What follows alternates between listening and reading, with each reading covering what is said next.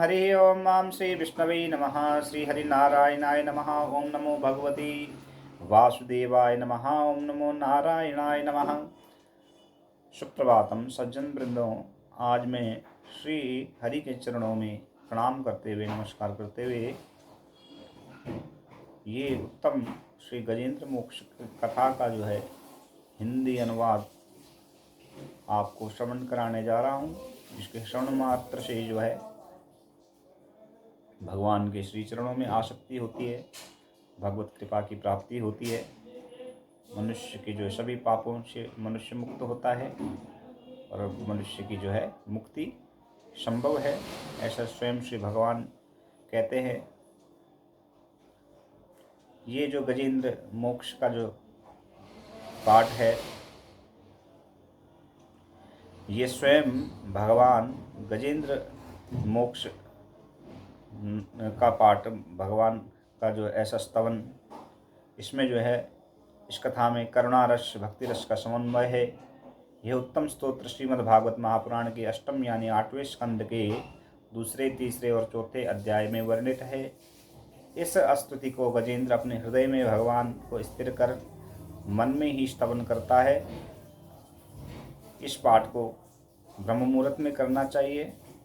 इस पाठ को करने से, इसका श्रवण करने से, इसका निरंतर नित्य प्रति इसका स्तवन करने से मनुष्य के सभी पापों से मुक्त हो जाता है, सभी कष्टों का निवारण हो जाता है, दुस्सपनों का विनाश होता है, सभी प्रकार के विघ्नों का विनाश हो जाता है और मृत्यु पर्यंत कभी नरक में नहीं जाता है। ऐसे वचन जो है स्वयं भगवान के श्रीमद् भागवत में कही गई वाणी है।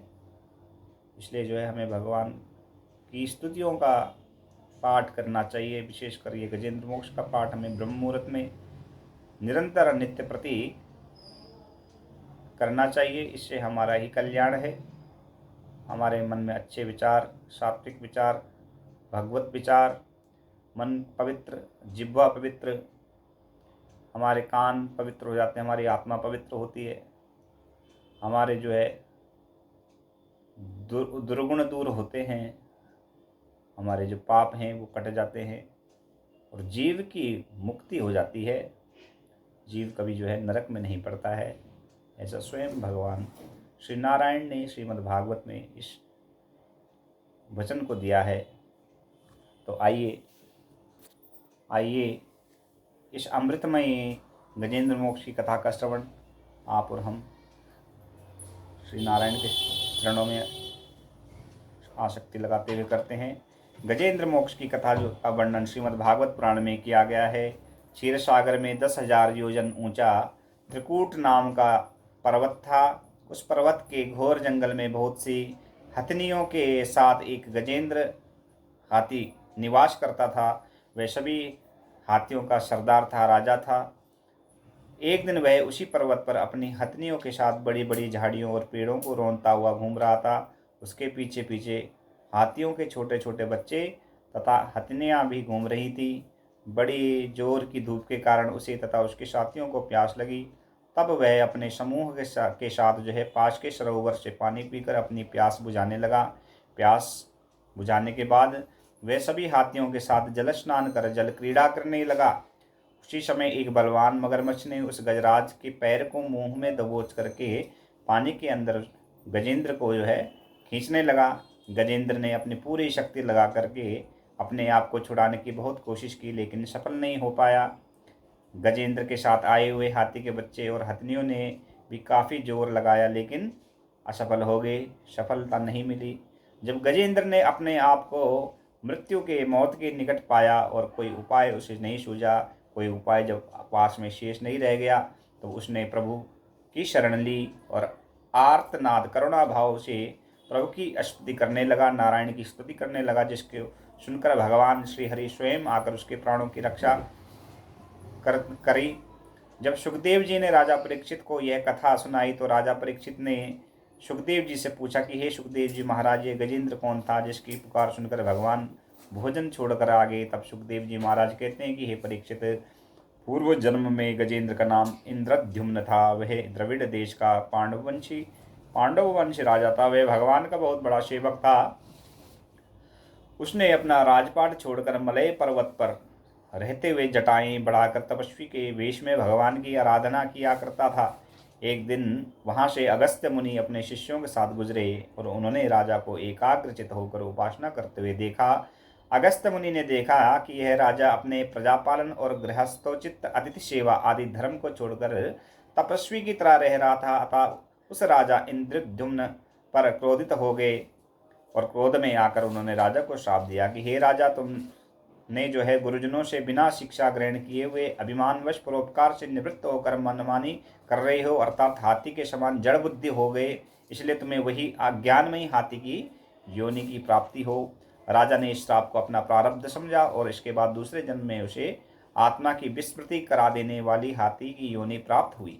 परंतु भगवान की आराधना के प्रभाव से हाथी होने पर भी उन्हें भगवान की स्मृति हो ही गई। भगवान श्री हरि ने इस प्रकार गजेंद्र का उद्धार करके उसे अपने लोक में जगह दी। गजेंद्र को जिस ग्राह ने पकड़ा था वह पूर्व जन्म में हुहु नाम का एक श्रेष्ठ गंधर्व था। एक बार देवल ऋषि जलाशय में स्नान कर रहे थे। उसी जलाशय में यह हुहु नामक गंधर्व ने चुपचाप अंदर जाकर ऋषि के पैर पकड़ लिए और मगर मगर कहकर चिल्लाने लगा। मगर मगर यानी कि संस्कृत में मगर मगर मगरमच्छ को कहते हैं। इससे क्रोधित होकर देवल ऋषि ने श्राप देते हुए हुहु को श्राप देते हुए कहा कि हे हुहु, गंधर्व, तुझे लाज नहीं आती? तुझे संत महात्मा का आदर करना चाहिए और तू मजाक उड़ा रहा है और मगर की तरह आकर मेरा पैर पकड़ता है। अरे दुष्ट, अगर तुझे मगर बनने का इतना ही शौक है तो तुझे मगर की योनि की प्राप्ति हो। शाप मिलते ही वह गंधर्व ऋषि से क्षमा याचना करने लगा। तब ऋषि ने कहा कि तू मगर की योनि में जरूर जन्म लेगा, लेकिन तेरा उद्धार भगवान के हाथों होगा। इस ग्राह रूपी हुहु गंधर्व का उद्धार भगवान श्री हरि ने किया। श्री श्रांतु ओम भगवतो नमः। इस प्रकार जब ग्राह के रूप में उस हुहु गंधर्व ने जैसे गजेंद्र का पैर पकड़ा और मृत्यु को समीप देते हुए गजेंद्र हाथी ने भगवान के श्री चरणों में अपना ध्यान लगाते हुए विनय पूर्वक करुणा भाव से भगवान की स्तुति करी कि हे भगवान, सभी प्रकार के जो मृत्यु के भय को हरने वाले आप हैं, सभी विपत्तियों को, सभी संकटों को नाश करने वाले आप हैं। मैं आपके चरणों में, आपके शरणों में आता हूँ। इस प्रकार से अनन्य भाव से, भक्तिमय भाव से भगवान की नाना प्रकार से स्तुति गजेंद्र ने करी। जिस जिस प्रकार से भगवान के का भाव बना करके वे उनके चरणों में भगवान की स्तुति गजेंद्र ने करी, वह गजेंद्र मोक्ष का पाठ आज श्रीमद् भागवत में वर्णित है। इस प्रकार से भगवान श्री नारायण ने करुणा भाव से, भक्ति भाव से जब इस गजेंद्र की पुकार सुनी तो नारायण स्वयं आकर के जो है अपने चक्र से उस ग्राह की गर्दन को काट दिया और गजेंद्र की मुक्ति संभव हो पाई।